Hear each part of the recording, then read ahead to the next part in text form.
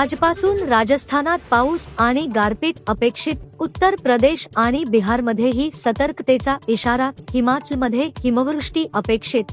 काश्मीरमध्ये हिमस्खलनात 7 जणांचा मृत्यू. देशाच्या विविध भागांमध्ये हवामान बदलत आहे.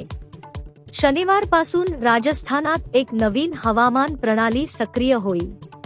याचा परिणाम राज्यातील सर्व जिल्ह्यांवर होईल. पावसासोबत गारपीट होण्याची शक्यता आहे. दरम्यान मध्य प्रदेशात 29 मार्चपासून सलग 3 दिवस पावसाची शक्यता आहे. भोपाळ, उज्जैन, ग्वाल्हेर आणि जबलपूरसह सुमारे 40 जिल्ह्यांसाठी मुसळधार पावसाचा इशारा देण्यात आला आहे. मात्र शनिवारी राज्यात प्रचंड उष्णता राहील. शुक्रवारी लखनौ आणि कानपूरसह उत्तर प्रदेशातील 10 जिल्ह्यांमध्ये अधूनमधून पाऊस झाला. पुढील 5 दिवस हवामान असेच राहील. काही भागांमध्ये गारपीट होण्याची शक्यता आहे. बिहारमध्ये मध्यरात्री पाटणासह 5 जिल्ह्यांमध्ये मेघगर्जनेसह पाऊस झाला.